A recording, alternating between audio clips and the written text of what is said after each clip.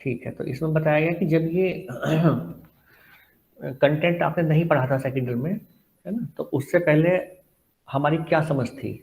समझ किसके बारे में? मानव के बारे में, अस्तित्व के बारे में, ठीक है, हमारी चाहना के बारे में, और जो हमारी चाहना को पूरे करने का प्रोग्राम है उसके बारे में हमारी क्या समझ थी। तो उसको हम देख लेते हैं एक बार ध्यान से, है ना, प्रस्ताव रूप में ही, प्रपोजल की फॉर्म में है ना। तो मानव के बारे में हम क्या मान के बैठे थे? क्या मानव शरीर है ना, या कुछ और भी है? क्या हमारी एजम्पशंस थी उस समय? तो उसको हम अपने में जांच सकते हैं, है ना, क्योंकि सेल्फ वर्ड तो सेल्फ बॉडी कोएग्जिस्टेंस ये डिस्कशन हुआ था कोर्स के दौरान, कोर्स पढ़ने के दौरान, है ना। तो पहले क्या एजम्पशंस थी, है ना, क्या हम मान के बैठे थे कि हम मानव क्या है, क्या शरीर है केवल, या कुछ और भी है?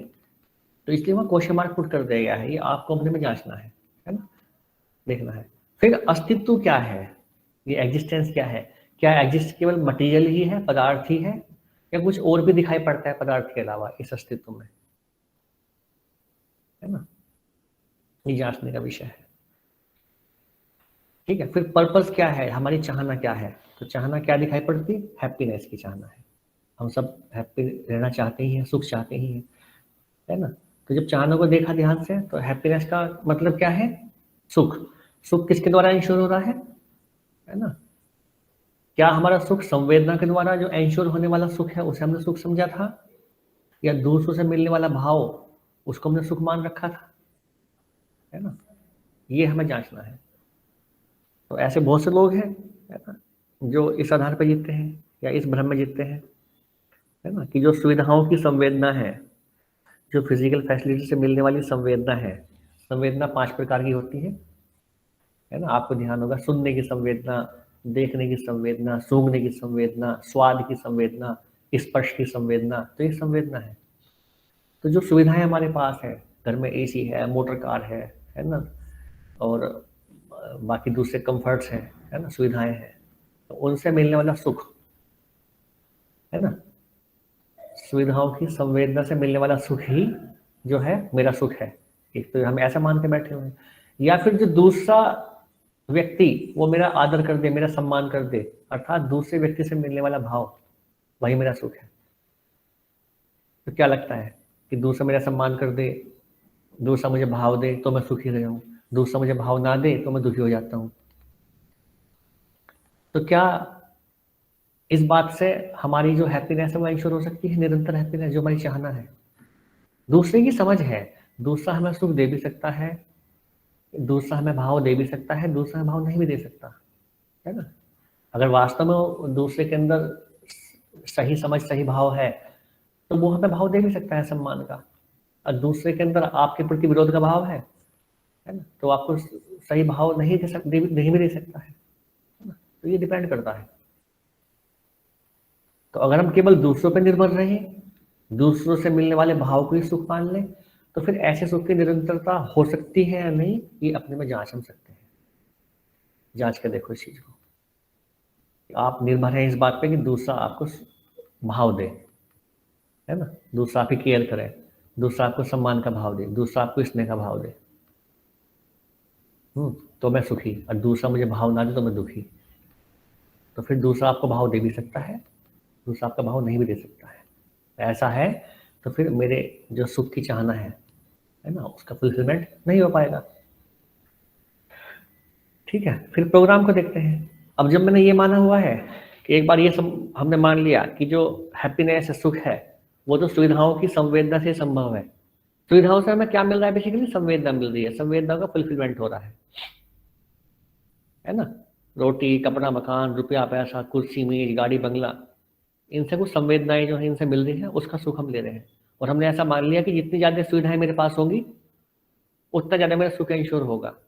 तो अगर मैंने ऐसा मान लिया कि सुविधाओं से ही सुख इंश्योर होता है, तो फिर मैं अपने सुख को इंश्योर करने के लिए सुविधाओं को एक्यूमुलेट करने की तरफ जो है मेरी जो कदम उड़ जाएगा, मैं उस तरफ प्रयास करने लगूंगा, and I will be accumulating more and more money, है ना। तो जब ज्यादा धन में इकट्ठा कर लूं और मान लिया ज्यादा धन किसी के पास है, तो क्या उस बात की गारंटी है कि वो व्यक्ति सुखी है ना? जैसे आप एसी कमरे में बैठे हैं, है ना,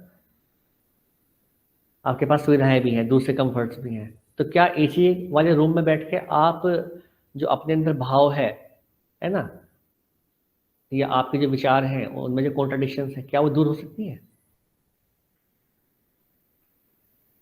सोच कर देखना। आपके अंदर भाव चल रहे हैं, विचार चल रहे हैं, क्या वो शुद्ध हो सकते हैं एसी रूम में बैठ के, या गाड़ी के अंदर बैठ के? या केवल जो गाड़ी की एसी की ठंडक है वो मेरे बदन तक पहुंचती है, शरीर तक पहुंचती है? तो शरीर को तो सुख मिलता है, लेकिन जो मेरे विचारों में डिसहार्मनी है वो एसी रूम में बैठ के जो है वो कॉन्ट्रडिक्शन, वो डिसहार्मनी दूर नहीं हो पाती। जांच के देखना इस बात को, क्या वो एसी मेरे विचारों के कॉन्ट्रडिक्शन को दूर कर सकता है? अगर ऐसा होना होता तो फिर हर घर में 10-10 एसी होते और वो सबके कॉन्ट्रडिक्शन दूर कर दिए होते उन्होंने। या जिसके पास ज़्यादा सुविधाएं हैं वो व्यक्ति बड़ा ही सुखी होता, बहुत सुख पर वो बात करता, अहंकार रहित हो गया वो जितना, उसके अंदर से सुख की धाराएं बहती हुई दिखाई पड़ती।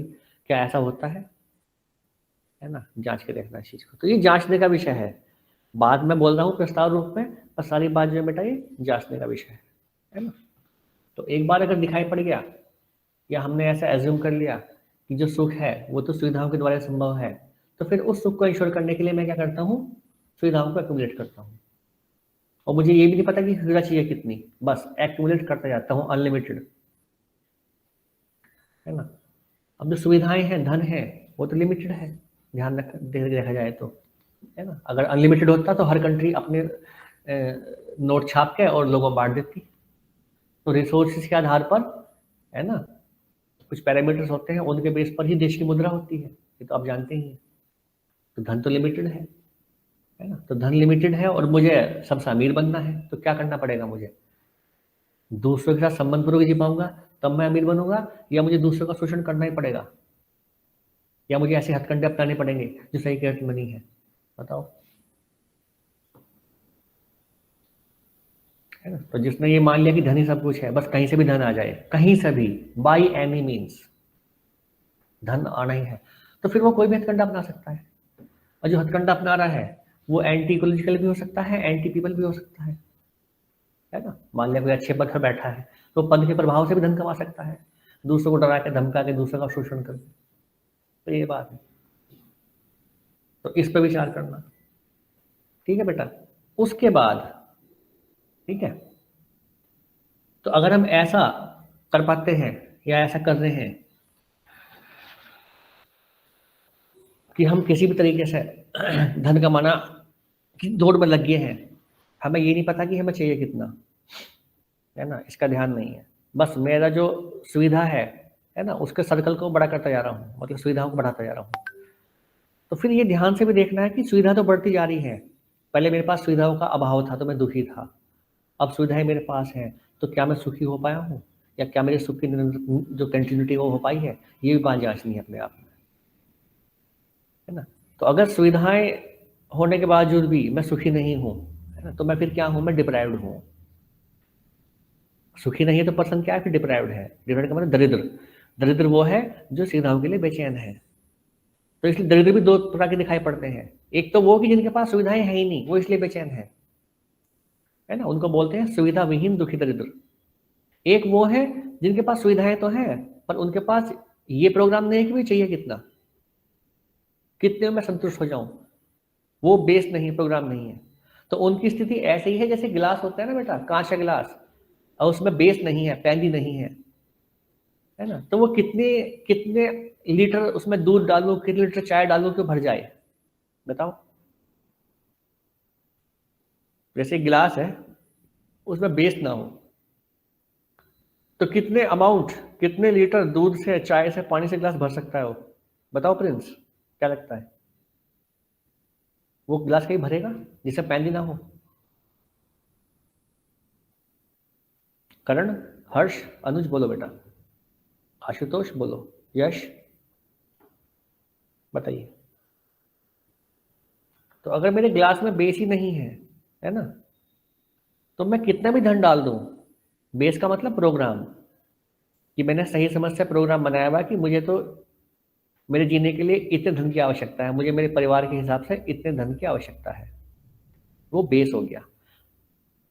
तो एक बार प्रोग्राम बन जाए, है ना, और धन आने लगे, तो फिर हम दिख सकते हैं कि मेरे पास मोर देन रिक्वायर्ड है ना?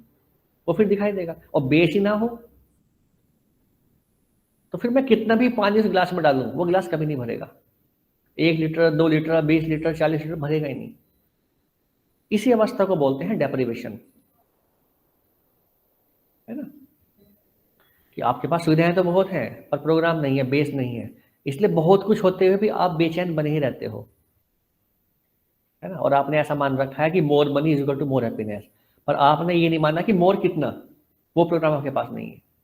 मोर में भी कितना, कितना मोर, उसका कोई पैरामीटर वो भी आपके पास नहीं है। इसलिए धन इकट्ठा करते जाते हो, धन बढ़ता जाता है, फिर भी मेरे स्वयं का सुख जो है इंश्योर नहीं होता। जबकि मैं मान के यही चला था, मैं मान के यही चला था कि धन अधिक हो जाएगा, सुविधाएं बढ़ जाएंगी घर में, तो मैं सुख इंश्योर हो जाएगा। अगर बेटा ऐसा होना होता तो फिर समाज में दिखता ये चीज, अपने घर परिवारों में दिखता।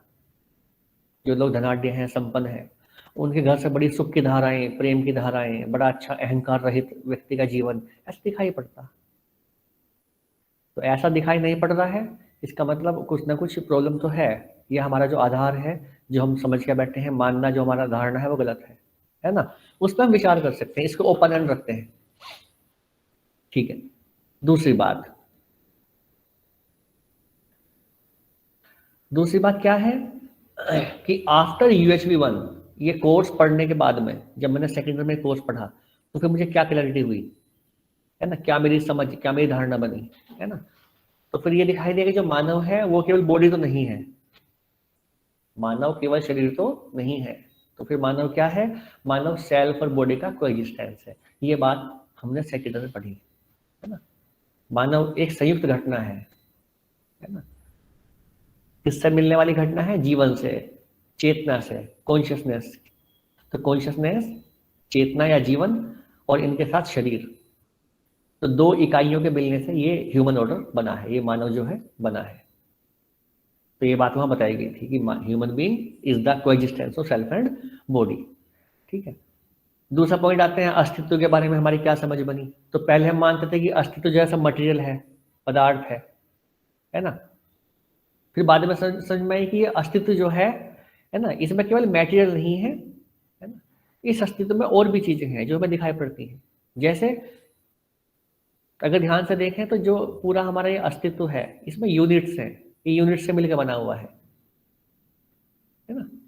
तो यूनिट्स को ध्यान से देखें तो यूनिट्स 2 प्रकार की दिखाई पड़ती हैं, मटेरियल एंड कॉन्शियस, है ना। कॉन्शियस यूनिट हम किसको बोल रहे हैं, सेल्फ को बोल रहे हैं, जीवन को बोल रहे हैं, जैसा आप आत्मा बोलते हो, है ना। जो यूनिट्स मटेरियल हैं वो हम किसको बोल रहे हैं, जो मटेरियल यूनिट्स हैं वो किसको बोल रहे हैं, जैसे कि आपका प्लांट बॉडी है, एनिमल बॉडी है, ह्यूमन बॉडी है, या हवा पानी मिट्टी है, इनको बोला मटेरियल यूनिट्स।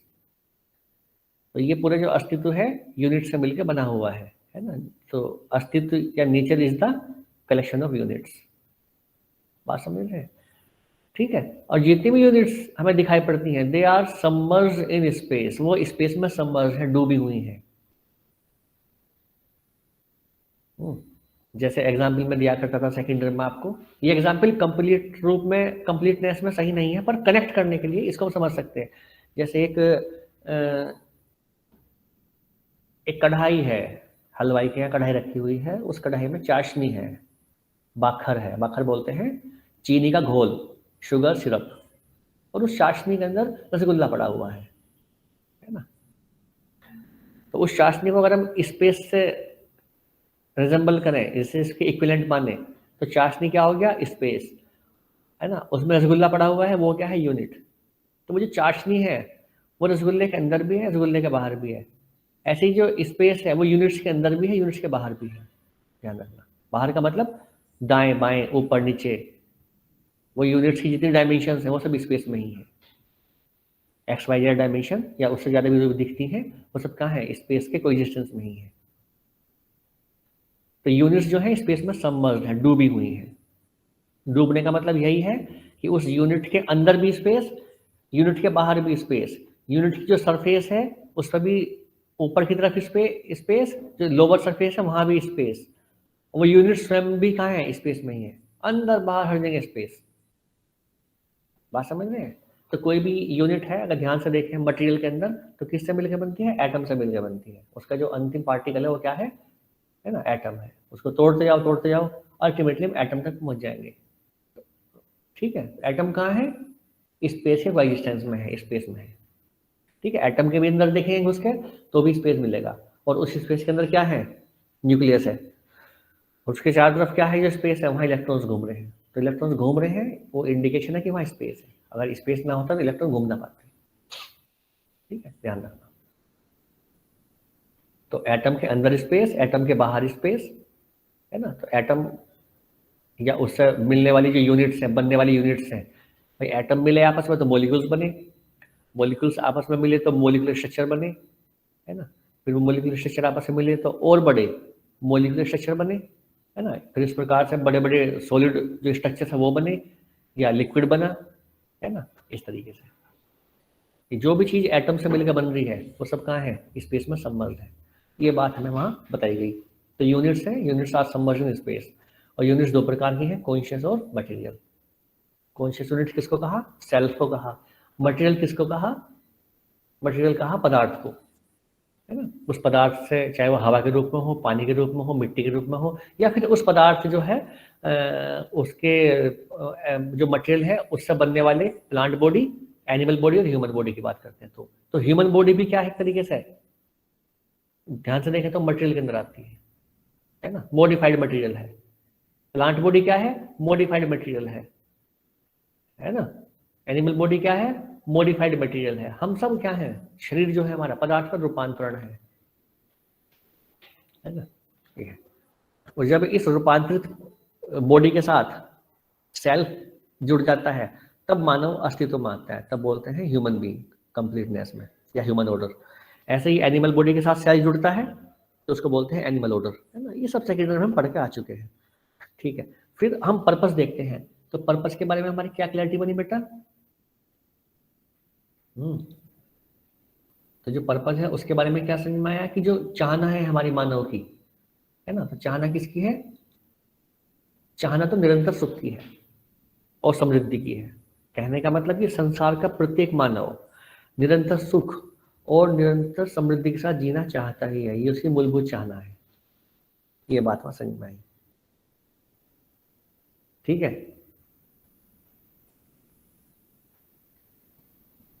बात समझ में आ रही है।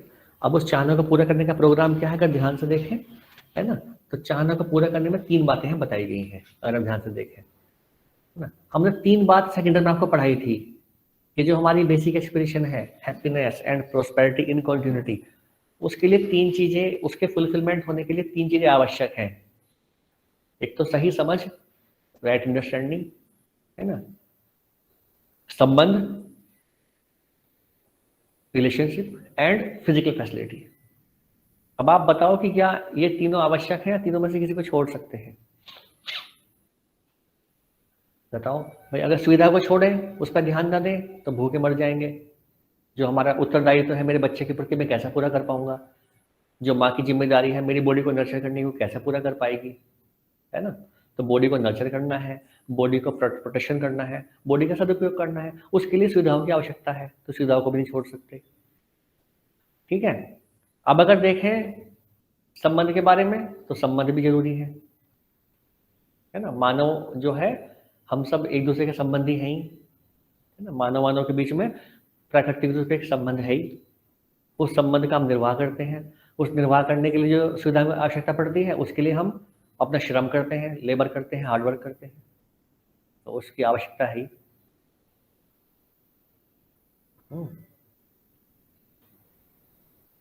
तो संबंध भी आवश्यक है। केवल संबंध का भाव हो और सुविधा ना हो तो भी दिक्कत हो जाएगी, है ना। या केवल सुविधाएं हो और संबंध का भाव ना हो, जैसे आपके पास बढ़िया मकान है, बंगला है, एसी लगा हुआ है हर कमरे में, आप बैठे हो एसी में, लेकिन संबंध का भाव नहीं है, पत्नी के साथ विरोध का भाव है, बच्चों के साथ विरोध का भाव है, माँ के साथ नहीं बनती, या माँ की सास के साथ नहीं बनती, मेरी पत्नी की सास के साथ नहीं बनती, है ना। बात समझ रहे हो ना। कहने का मतलब मेरी पत्नी की मेरी माँ के साथ नहीं बनती, मेरी पत्नी की मेरी जो बहन है उनके साथ नहीं बनती, मेरी पिताजी से तालमेल ठीक नहीं बैठ खाता, उनकी अलग विचारधारा, मेरी अलग, एक विरोध का घर बना रहता है। तो क्या वो जो सुविधाएं हैं वो आपके विरोध को खत्म कर देंगी? सुविधाएं तो बहुत है, रुपये से लेकर, पैसे से लेकर, खाने पीने की चीजें सब घर में है, गाड़ी भी है, है ना, सब है। लेकिन अगर संबंध को मैं नहीं पहचान पा रहा हूँ, है ना, भाव के रूप में, तो क्या जो सुविधाएं हैं वो मेरे संबंध का फुलफिलमेंट कर देंगी? ये जानने वाली बात है, समझने वाली बात है ना। जैसे आप एसी रूम में बैठे हैं, है ना, वहां एक दूसरा व्यक्ति भी आता है। ये वो व्यक्ति है जिसके प्रति आपके मन में विरोध का भाव है। तो क्या जो एसी की ठंडक है आपके विरोध के भाव को संबंध के भाव में बदल देगी? जांच के देखना। या वो व्यक्ति वहां चला जाए, ठीक है, आप भी अकेले बैठे हो और आपके जो सेल्फ है, विचार हैं, उसमें डिसहार्मनी है, कॉन्ट्राडिक्शंस है ना, कुछ चीजों को लेकर आप परेशान हो, तो क्या जो एसी की ठंडक है वो आपकी परेशानी को दूर कर देगी? तो हम ये नहीं कह रहे कि सुविधा आवश्यक नहीं है, सुविधा भी आवश्यक है, लेकिन केवल सुविधा मेरे सुख का इंश्योर कर दे, ये नहीं हो, ये देखने को नहीं मिलता है। तो मेरी चाहना है निरंतर सुख की, निरंतर समृद्धि की, वो केवल सुविधा इंश्योर कर दे, तो वो जो है उसको विचार करना पड़ेगा, ठीक है। तो उससे केवल सुविधा से मेरी हैप्पीनेस और प्रोस्पेरिटी पूरी हो जाए तो पूरी नहीं होगी, केवल सुविधा से। संबंध भी आवश्यक है ना। और सुविधा और संबंध को मैनेज करने के लिए सही समझ का होना भी आवश्यक है। क्योंकि बच्चों ध्यान रखो, अगर मुझ में सही समझ है तभी मैं संबंध को समझकर उसको फुलफिल कर सकता हूं। बिना संबंध को समझे मैं संबंध का निर्वाह नहीं कर सकता। पहले मुझे संबंध को समझना पड़ेगा। और जब भी हम बेटा संबंध को समझते हैं तो हम उसको भाव के रूप में समझते हैं। कोई भी संबंध है मानव का मानव से, है ना, वो जो है 9 भावों पर आधारित होता है, 9 फीलिंग्स है, जो मैंने आपको सेकेंड में पढ़ाई थी। तो जब भी हम संबंध को देख रहे हैं तो भाव के रूप में देख रहे हैं। और भाव किस में है? भाव बॉडी में नहीं है, भाव का है सेल्फ में है। इसलिए शरीर खत्म हो जाते हैं, बॉडी खत्म हो जाती है ना। लेकिन जो हमारे सेल्फ में भाव हैं दूसरे सेल्फ के प्रति, हमारे बाबा जी का सेल्फ है, दादी का सेल्फ है ना, तो जो भाव उनके प्रति हमारे सेल्फ में है वो भाव बना रहता है। इसलिए व्यक्ति मर जाते हैं और फिर भी उनकी जो भाव है उनके प्रति बना ही रहता है। तो जैसे कोई शरीर खत्म हो गया, है ना, तो क्या उनका आदर करना कम कर दो क्या भाव रूप में? या सम्मान का भाव खत्म हो जाएगा उनके प्रति? नहीं। जब भी उनका नाम कभी आएगा तो एकदम आपके अंदर जो भाव उमड़ आएगा। मेरी बात समझ रहे हो ना। भले ही शरीर उनका पूरा हो गया, वो अब नहीं रहे फॉर एग्जाम्पल, लेकिन जो भाव है ना, वो आपके अंदर बना ही है उनके प्रति, भाव कभी खत्म नहीं होता। हाँ, ये है कि शरीर नहीं है तो उस भाव को मैं निर्वाह नहीं कर पाऊंगा उनके साथ, क्योंकि उनका शरीर नहीं है, लेकिन भाव आपके मन में उनके प्रति बनाया हुआ है। एकदम आदर से नाम देते हैं, स्वर्गीय श्री फला फला फला, है ना, बिल्कुल सम्मान के भाव से आप उनका नाम लेते हो। तो शरीर मरने से भाव नहीं मरता, ध्यान रखना। भाव किसकी प्रॉपर्टी है? सेल्फ की प्रॉपर्टी है। भाव किसका इशू है? सेल्फ का इशू है ना। तो जब भी हम संबंध को पहचानते हैं तो भाव के रूप में पहचानते हैं, है ना, कि 9 भाव है ना, जो मानव को मानव से बांध के रखते हैं। 9 भाव को ध्यान से देखें तो 9 भाव कौन से हैं? Trust, respect, affection, care, guidance, reverence, glory, gratitude and love.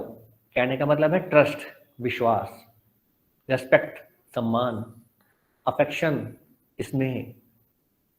स्नेह के, अफेक्शन के 2 आउटकम होते हैं, केयर, है ना, और आपका ममता, ठीक है, गाइडेंस, वात्सल्य, रेवरेंस, श्रद्धा, ठीक है, श्रद्धा के बाद में ग्लोरी, गौरव, ग्रेटिट्यूड, कृतज्ञता, लव, प्रेम। तो मैंने हिंदी में बता दिया, है ना, और इंग्लिश में बता दिया। तो जो अफेक्शन के 2 आउटकम है, केयर एंड गाइडेंस, ठीक है, ये मैंने बताया आपको। तो ये भाव जो है ये हम सभी के अंदर एंश्योर होने बहुत जरूरी है। प्रॉब्लम कब होती है? जब ये भाव हमारे में तो एंश्योर ना हो और हम इन भावों की उम्मीद दूसरे से करें, है ना, तब जो है तब दिक्कत होती है। तो पहले ये भाव मुझ में स्वयं में एंश्योर होने बहुत जरूरी है। दूसरा, मुझे भाव दे भी सकता है, नहीं भी दे सकता है, लेकिन अगर ये भाव मुझ में एंश्योर है तो मैं हारमोनी बना रहूंगा, ध्यान रखना। दूसरा, अगर भाव के आधार पर चल रहा है ना, दूसरे में सही समझ है तो वो भाव के साथ डील करेगा, दूसरे में सही समझ नहीं है तो वो विरोध के भाव के साथ डील करेगा, है ना। लेकिन ये भाव मुझ में स्वयं में बने हैं तो फिर मैं हारमोनी बना रहूंगा, ठीक है। तो सही समझ होगी तो हम बेटा संबंध को पहचान के, जो मैंने संबंध को बताया भाव के रूप में देखना, उसको पहचानना बोल रहे हैं, तो संबंध को पहचान के उसको निर्वाह कर लेंगे, है ना। सही समझ होगी तो फिर हम हमारे जीने के लिए हमें कितनी सुविधाओं की आवश्यकता है उसका भी हम प्रोग्राम बना सकते हैं। ठीक है बेटा, तो उसका प्रोग्राम बना सकते हैं, कितनी सुविधा की आवश्यकता उन्हें पहचान सकते हैं, उसका प्रोग्राम बना सकते हैं। फिर सही हुनर से, राइट स्किल्स से, जितनी मेरी आवश्यकता थी उससे अधिक हमें क्या करना है, अपने परिवार के लिए इंश्योर करना है ना। तब हमारे अंदर जो है समृद्धि का भाव इंश्योर होता है। तो समृद्धि का मतलब यही है कि the feeling of having more than required physical facility, more than required, है ना। तो जो रिक्वायर्ड है उसको मैंने पहचाना, मेरे परिवार के लिए कितने धन की आवश्यकता है उसको मैंने पहचाना, और जो रिक्वायर्ड है उससे मोर देन मैंने इंश्योर किया, अवेलेबल कराया या प्रोड्यूस करा सस्टेनेबल वे में, सही तरीके से। जो मेरा सुविधाओं को कमाने का जरिया था वो सस्टेनेबल था, है ना, राइट था, इको फ्रेंडली और पीपल फ्रेंडली वे में ही मैंने वो सुविधाएं इंश्योर कराई हैं, चोरी से नहीं, बेईमानी से नहीं, छीन के नहीं, झपट के नहीं, है ना, मानव का शोषण करके नहीं, प्रकृति को का शोषण करके नहीं, इस तरीके से नहीं, पीपल फ्रेंडली और इको फ्रेंडली वे में ही मुझे वो इंश्योर मैं अगर करा पा रहा हूँ, ठीक है, तो उसी को कहा समृद्धि। तो केवल सुविधाएं होना समृद्धि का सूचक नहीं है, सुविधाओं के साथ अभी जो मोर देन शब्द मैंने यूज किया इसको समझ लो। मैंने कहा मोर देन रिक्वायर्ड, तो जो रिक्वायर्ड वाला पार्ट है वो मेरे परिवार के लिए है, और जो मोर देन वाला पार्ट है that is for sharing. Sharing का मतलब जो जिनके साथ मैं जी रहा हूँ परस्परता में, डायरेक्टली या इनडायरेक्टली, है ना, तो उनको भी शिक्षित करने में, उनको समझदार बनाने में, जिम्मेदार बनाने में, समृद्ध बनाने में, है ना, मैं उस धन को क्या कर सकता हूँ, शेयर कर पाता हूँ। जैसे कोई व्यक्ति है हमारे संबंध में, अपने बच्चे को पढ़ाना चाहता है, बेचारे के पास पैसे नहीं है ना, तो मैं उस धन को जो मेरे पास मोर देन रिक्वायर्ड है उसमें से कुछ धन में उस बच्चे की शिक्षा में खर्च कर सकता हूँ, और ये हम सभी की जिम्मेदारी है ना, क्योंकि समाज हम सभी से मिलकर बना हुआ है। जो हम सबका सपना है ना अखंड मानवीय समाज का, वो तभी पूरा होता है जब हम एक दूसरे के साथ संबंध पूर्वक जी पाए, और एक दूसरे की समझ को बढ़ाने में, एक दूसरे को समृद्ध बनाने में हम हेल्प कर पाए, तभी जो है समाज जो है अनडिवाइडेड सोसाइटी के रूप में हमें देखने को मिलता है। ये कोई विरासत में मिलेगा नहीं हमें कि कोई हमें गिफ्ट कर देगा कि जाओ समाज तैयार है आप आ जाओ, ये हम लोगों के एफर्ट से बनेगा बेटा। तो चाहना अगर हमारी अच्छी है, चाहना हमारी अखंड मानवीय समाज की है, तो फिर उस दिशा में प्रयास भी करना पड़ेगा। तो ये मोर देन रिक्वायर्ड है, that is for sharing. Education के पर्पज में शेयरिंग कर सकते हैं, कोई स्वास्थ्य संबंधी इशू है किसी के साथ वहाँ शेयरिंग कर सकते हैं, समझ बढ़ाना है किसी की वहाँ शेयरिंग कर सकते हैं, प्लांटेशन करना है वहाँ शेयरिंग कर सकते हैं। तो उसका शेयरिंग का पर्पज होता है, और उस पर्पज में उस धन का हम सदुपयोग कर पाते हैं।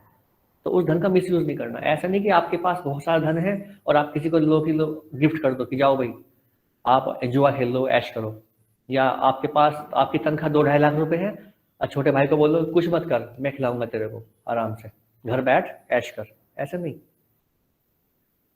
है ना। ऐसा आप कर रहे हो वो तब तो कर सकते हो कि छोटा भाई विकलांग है, अपंग है, उठ नहीं पा रहा, तब तो अलग बात है ना। लेकिन भाई सक्षम है तो फिर जिम्मेदारी ये बनती है कि हम उसको समझदार बनाएं, जिम्मेदार बनाएं, शिक्षित करें, ताकि वो भी स्वयं भी जो है अपने पैरों पर खड़ा हो जाए और मेरे ऊपर डिपेंड न रहे, क्योंकि स्वयं के द्वारा कमाया गया धन, है ना, पुरुषार्थ के द्वारा, वही जो है आप स्वधन है, ध्यान रखना, ताकि मेरा भाई भी इस लायक बन जाए कि वो दूसरों को भी समृद्ध बनाने में हेल्प कर सके। तभी समाज जो है समृद्ध बनता है, सुविधाओं के सर्कुलेशन से, धन के सर्कुलेशन से, धन के सदुपयोग से, एक दूसरे को जो हम प्रोस्पेरस बनाने के भाव से ही समाज क्या बनता है, समृद्ध बनता है, ध्यान रखना, है ना। तो इसलिए सही समझ की आवश्यकता है। तो निष्कर्ष ये निकलता है कि 3 फैक्टर हैं जिनकी यहाँ जो नीड दिखाई पड़ती है ना, सही समझ, संबंध और आवश्यक सुविधाएं, है ना।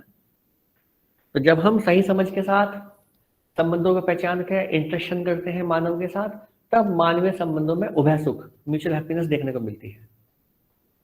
जब हम सही समझ के साथ सुविधाओं को प्रोड्यूस करते हैं विद रेस्ट ऑफ नेचर, है ना, तब मानव और प्रकृति का संबंध है वो हार्मोनियस दिखता है, अर्थात मानव और प्रकृति के संबंधों में उभय सुख देखने को मिलता है ना, म्यूचुअल प्रोस्पेरिटी देखने को मिलती है।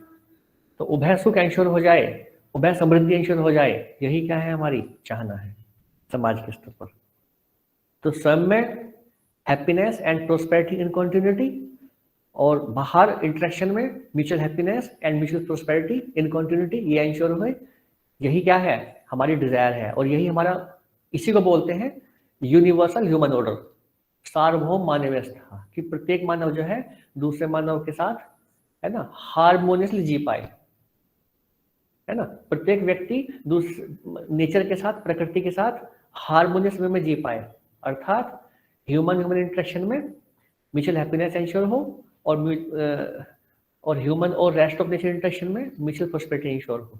जब सभी मानव इसी भाव के साथ जीते हैं, उसी को बोला यूनिवर्सल ह्यूमन ऑर्डर। ये सब आगे चीज हम पढ़ेंगे, सार्वभौम मानवीय व्यवस्था। ठीक है बेटा जी, तो इतनी बात हुई। तो ये हमारा जो था UHV1 से पहले और UHV1 के बाद जो है, इतनी हमारी समझ में कहाँ हुआ कि पहले हम ऐसा मानते थे, लेकिन जब कंटेंट पढ़ा तो उसमें ये बात बताएगी, तो हमारा जो है एजम्पशन जो है वो अंडरस्टैंडिंग में चेंज हुआ। अब वास्तव में हुआ या नहीं, वो आपको अपने में जांचना है, क्योंकि मैं तो आपको बता दिया है ना, ये ऐसा वास्तव में हुआ है नहीं, ये हम सभी अपने में जांच सकते हैं, है ना। ठीक है, एक तो ये बात।